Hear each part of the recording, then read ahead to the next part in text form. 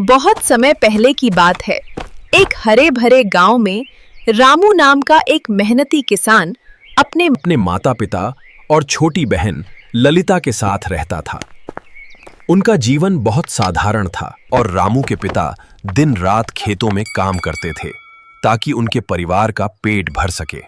भाग्यवान, आज खेतों में बहुत काम है, तुम दोपहर का खाना ले आना। ठीक है जी, मैं ले आऊंगी।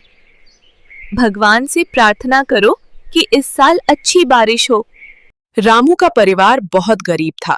उनकी आमदनी इतनी कम थी कि 2 वक्त की रोटी भी मुश्किल से मिल पाती थी।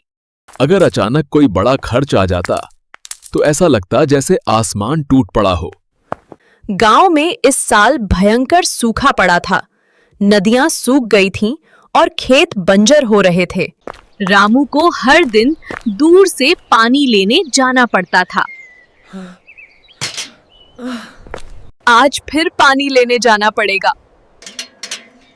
स्कूल का समय हो गया, पता नहीं कब पहुंच पाऊंगा। रामू, तुम फिर से देर से आए। कितनी बार कहा है समय पर आया करो। मेरे पास पानी नहीं है। रामू, मैं तुम्हें इस तरह सूखा और प्यासा क्लास में नहीं बैठने दे सकता। तुम घर जाओ और कल आना, या यहीं खड़े होकर सुनो मैं क्या पढ़ा रहा हूं। और रामू पूरे दिन उसी दरवाजे के पास, कभी खिड़की के पास खड़ा अपने गुरु को देखता और सुनता रहा कि वो क्या पढ़ा रहे हैं। अगले दिन रामू ने सोचा कि वो सूखने से पहले ही स्कूल चला जाएगा, पर पानी की तलाश में वो एक सूखे पेड़ के नीचे पहुंच गया। लगता है आज भी देर हो जाऊंगी। रामू को पेड़ पर चढ़े हुए काफी वक्त हो गया था।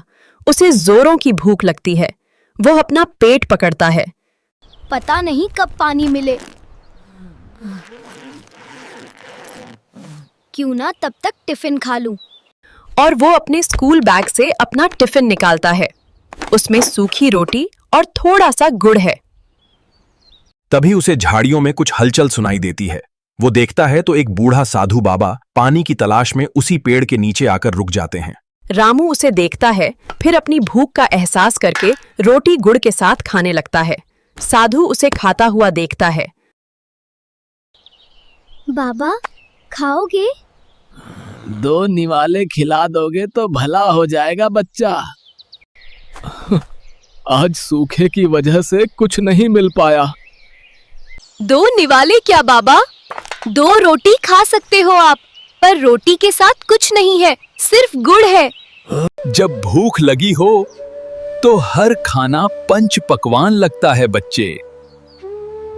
लीजिए, खाइए बाबा। किंतु तुम इस पेड़ पर क्यों बैठे हो बच्चे? स्कूल जा रहा था बाबा, पानी नहीं मिल रहा था, इस कारण पेड़ के नीचे छांव में बैठ गया। बच्चे, प्यासे हो क्या तुम? हाँ बाबा, गांव में सूखा है, पानी नहीं है।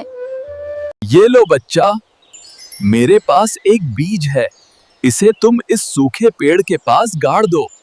यह कोई साधारण बीज नहीं, यह एक जादुई बीज है। यह तुम्हारी मदद करेगा। कमाल है बाबा, बीज होते हुए भी आप प्यासे हैं। हम साधुओं को इसकी क्या जरूरत?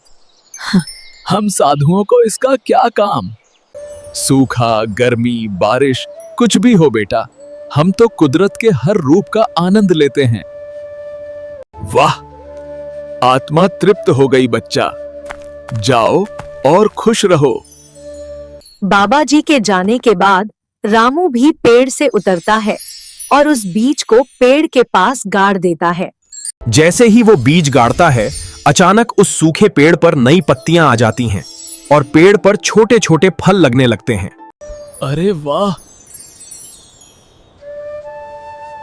ये तो जादुई पेड़ है।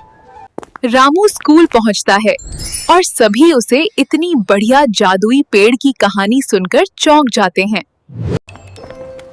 रामू, तुम जादू के पेड़ से क्या करोगे? इस जादुई पेड़ के फल मीठे पानी से भरे हैं।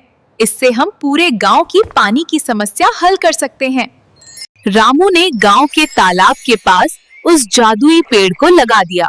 जैसे ही पेड़ को तालाब के पास लगाया, उसके फल बड़े होने लगे और उनसे पानी टपकने लगा, जिससे तालाब भर गया। फिर जो भी बारिश का पानी गिरता तालाब और नदी में गिरता, पूरे साल भर की पानी की समस्या हल हो जाएगी। पंची के कहने पर रामू ने वैसा ही किया और सचमुच जादुई पेड़ के फल से होता हुआ पानी तालाब और नहर में गिरता रहा। फिर तो यह सिलसिला रोज चलने लगा।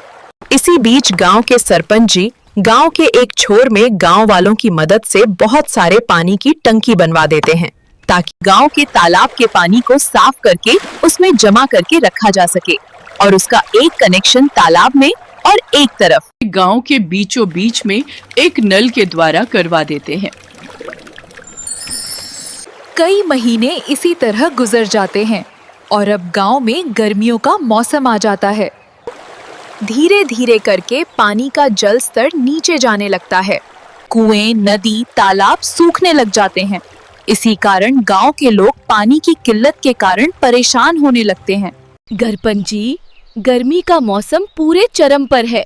हमारे गांव के कुएं, तालाब और नदी भी सूख गई है। इस कारण हमें पानी की बहुत समस्या हो रही है। हाँ रामचंद्रा, तुम लोग सही कह रहे हो। ये सही समय होगा पानी की टंकी का इस्तेमाल करने का। हाँ ठीक है, मैं अभी तुरंत रघु को जाकर कहता हूँ, पानी की टंकी वो जाकर चालू कर देगा। इधर सभी गांव वाले अपने अपने हाथों में बाल्टी लिए एक आशा की किरण लेकर इंतजार कर रहे होते हैं कि कब उस नल से पानी आएगा। कि तभी जैसे ही उधर से रघु पानी टंकी को चालू करता है, वैसे ही नल से एक झटके के साथ पानी आना चालू हो जाता है।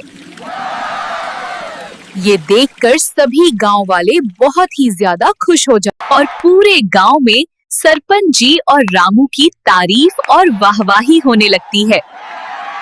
इस तरह रामू की निस्वार्थ भावना और उस जादुई पेड़ की मदद से पूरे गांव की पानी की समस्या दूर हो गई।